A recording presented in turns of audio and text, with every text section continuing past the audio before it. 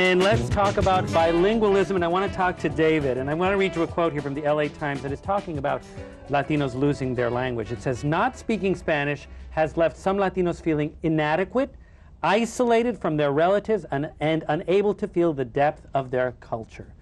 Has your life been very sad, David? Gene, are you sad people? No, you're but sad I think clown. you're going on the assumption that a Latino's language is immediately Spanish, when it's not. A Latino is an American. Now, that was in your house. I want to know what David knows. What was your house like? Hang on a second, okay? Latinos, that's all I'm sorry, David. Let me make this one point. Make the point, then. I've got a very good answer. It's not an automatic marriage, that's all I'm saying. It's not. To say that Latinos is a homogeneous group of Americans is, on one end, it's factually true. A lot of them, okay, the majority of them. Mexico was part of America before U.S. was. South America, all those countries that send all their people that have their people. So to say that, it's partially true.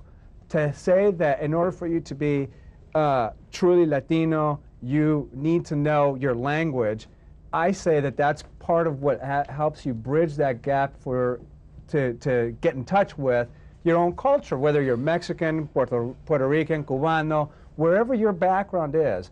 I say that that's what lets you be that. And otherwise, talking about it's culture, I want not to get from David. I want to get from David. It's necessarily your language. Gene, David, do you feel disconnected from your culture? Do you feel like that there was you had an inability to get in touch with in some sense, and here's the irony. It's been people from my own culture who have made me feel inadequate. As growing up in Whittier at the time, my parents had moved into the neighborhood. Ironically, my father had to change his name to get the house. What did he change it to? Jerry Royal was his. Wait a minute. No, what was his real name? I heard that here in Los Angeles. They've done that. That's Albert Nunez was his name, and wow. So we move into this white But neighborhood. he had your features. No, my father looks completely Caucasian, white. Okay. But we'd grown up in a neighborhood where Spanish was absolutely not necessary. There was most of the kids spoke English. Even what Hispanic kids were in that neighborhood spoke English very well. So we weren't plagued with English immersion programs and bilingual programs. But didn't you miss something? Didn't your father miss the music, the flavor of having Spanish in his house? I mean, having someone he just went into complete denial, something like that. Well, not as a child, because you can't pick how you're born. You can't dictate. No, but you got to decide to move in. Yeah, but beyond there's that, nothing necessarily missing. You know what I think is missing possibly? Is there's a Hot Wheel track on the TV that you like to have, but your parents don't make quite enough money yet for you to have it. That's about the extent of what you feel as a 5-year-old. But there's exposure, and that's what we were exposed to both cultures. At this point, do you guys feel you want to learn Spanish? I mean, I honestly wished I'd had. I mean, I took enough. Maybe on this side of the room. Maybe on the pushy side of the room. I would love to speak Spanish.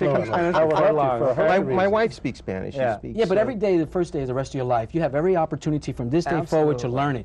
If you have taken no time in your life to do it when you're in high school, it's your own fault, nobody else's fault. No, I don't fault you, dude. I am proud that I don't speak Spanish. I don't have a problem with not speaking Spanish. Let me tell you something. I'm an American citizen, first and foremost. Even though I go with Nelson Salsa, I'm first and foremost American. But he's a condiment and a citizen. That's right. That is right. Ladies and gentlemen. But the important thing I'm trying to say here is that I never allow myself to be stopped by anybody's without, I wanted to learn Spanish because I always wanted to say, when I go to the island, wherever it may be, I want to be able to talk to these people. And to come over here and be listening to people say, oh, you're a gringo or you're a pooch or whatever, I didn't like that. I always made it a point to stay culturally unaware. We didn't have an island to go to. But it's not your job to validate. But it's not your job to validate someone's ignorance who's riffing off all these slurs. No. I mean, I understand that's a concern because it hurts your feelings. But I'm saying ideally, you've got to go with the coexistence and not negate other Hispanics' own experiences by saying mine's the unilateral experience. Yeah, but look at the things that you're losing out by not learning Spanish. The amount of money that you can make on the other side. If you had to tour tomorrow, it's less. Telemundo pays about 1/3 of what the networks pay. Yeah, but the point I'm saying to you, if you were given it, that's another issue. If you that's going to be cut from the show. Or Galavision, or any of those Spanish. If you went to another country, or if you went to South America, or you went to the island of Puerto Rico, and they say, listen, how would you be able to converse to those Spanish-speaking? How could you relate? Exactly. I say it doesn't matter because I'm here on vacation. I work in California in the United States. You're losing money.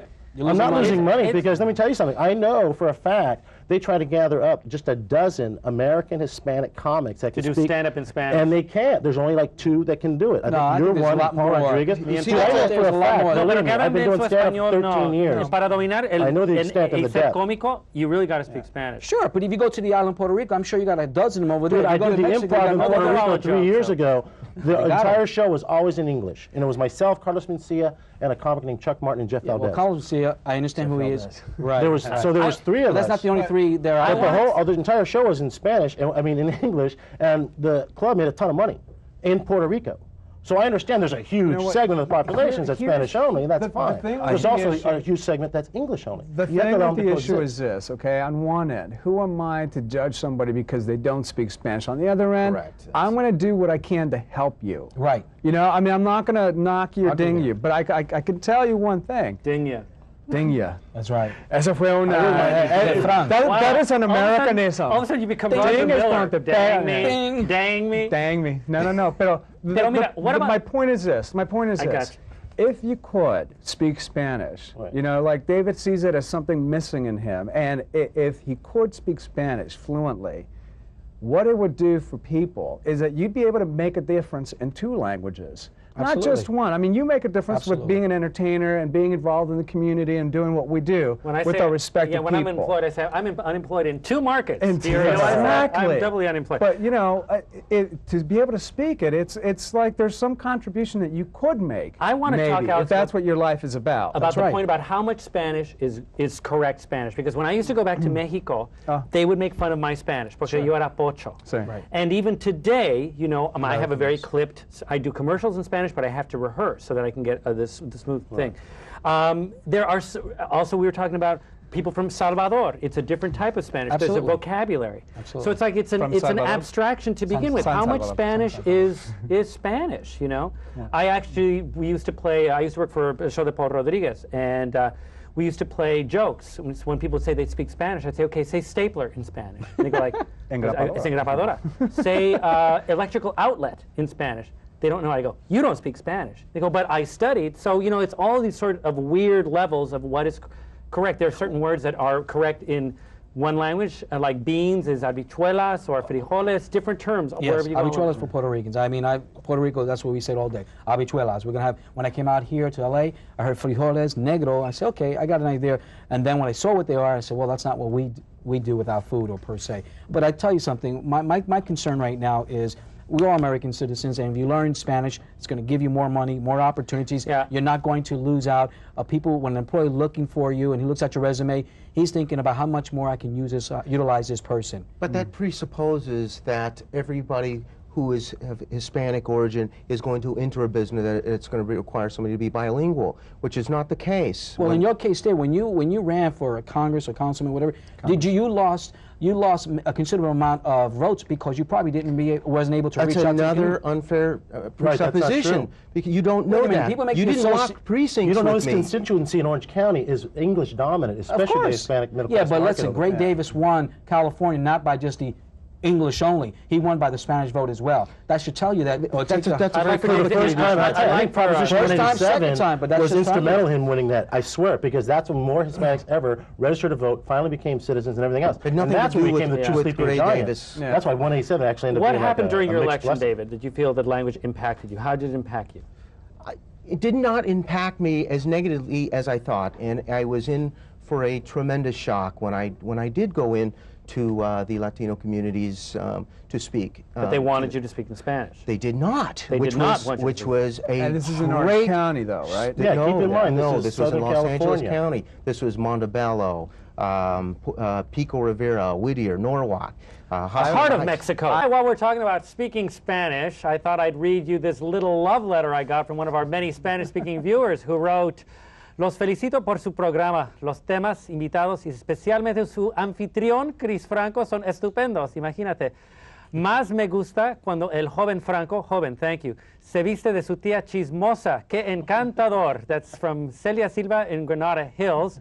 That's a picture of my tía chismosa. Isn't she gorgeous? Yes, that was in our Emmy-nominated show there. She's tía chismosa. She's lovely to look at and delightful to know. And we'd be delighted to know what all of you out there are thinking. So send us a letter to Café California, or even a beauty tip for Tia Chismosa. Send it to www.kcet.org/feedback.